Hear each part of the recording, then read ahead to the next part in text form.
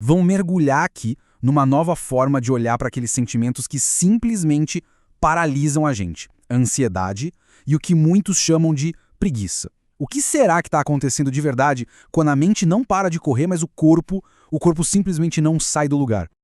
Vamos começar com uma sensação que, nossa, é muito familiar para muita gente. Aquela de acordar já com uma exaustão, sabe? Com uma lista que parece infinita de tarefas pela frente. E isso mesmo depois de uma noite inteira de sono. É bem frustrante, né?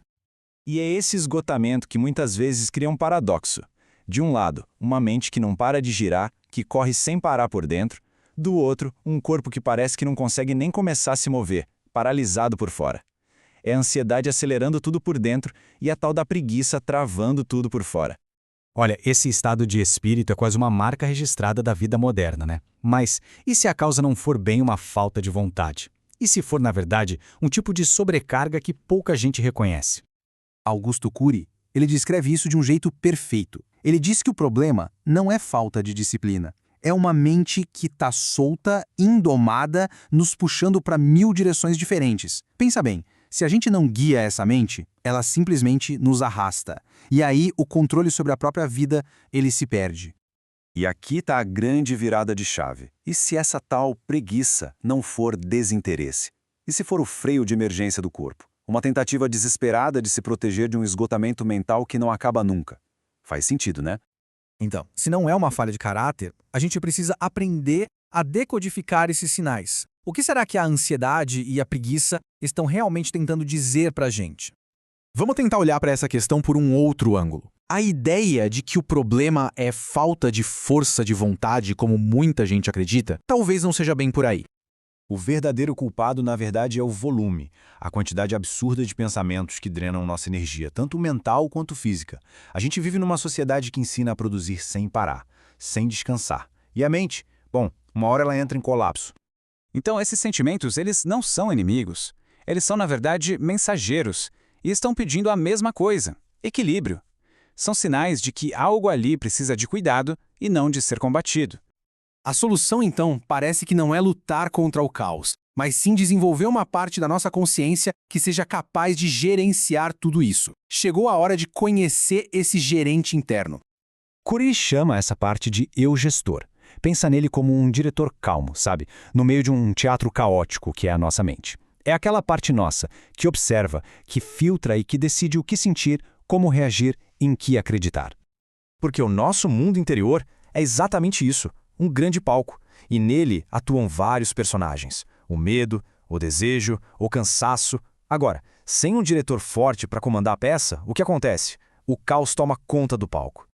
E quando esse gestor está enfraquecido, aquela voz crítica interna vira um verdadeiro chicote emocional. Fica repetindo frases que só drenam a nossa energia e a nossa motivação.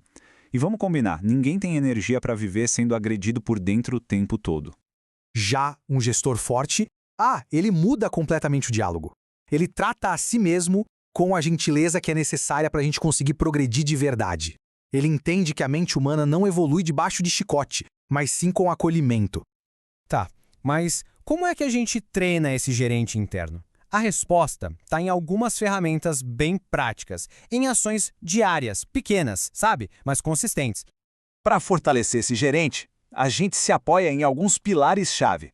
São práticas que, com o tempo, vão meio que reprogramando a resposta do cérebro ao estresse e ao caos do dia a dia.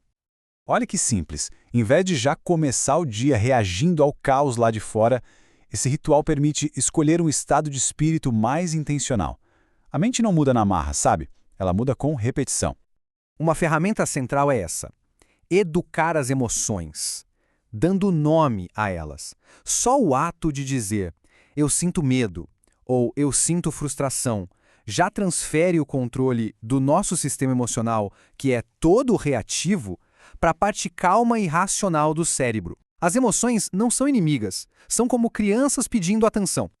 E o poder da linguagem é real, viu? Essa simples mudança na forma como a gente fala com a gente mesmo pode criar uma alteração química no cérebro, nos tira de um estado de derrota e nos coloca num estado de possibilidade. E agora, a mudança final de mentalidade, que é sobre entender a verdadeira relação que existe entre a ação e o entusiasmo. A própria neurociência mostra que o cérebro recompensa a ação com dopamina, que é o neurotransmissor da motivação. Isso inverte totalmente a lógica que a maioria de nós segue, ou seja, o movimento precisa vir primeiro. Ficar esperando pelo sentimento certo para começar algo é uma armadilha. A chave é simplesmente começar, mesmo com cansaço, sem inspiração ou com medo. A vontade é o resultado da ação, ela não é o ponto de partida. Todo esse processo, no fundo, é sobre reivindicar o poder de escolha. É sobre reconhecer que nós não somos os nossos pensamentos, mas sim quem gerencia esses pensamentos. No fim das contas, o caminho para uma vida com mais calma e com mais energia começa com a resposta a esta única pergunta que pode transformar tudo. Porque é isso, né? Quem segura as rédeas da própria mente acaba definindo o próprio destino.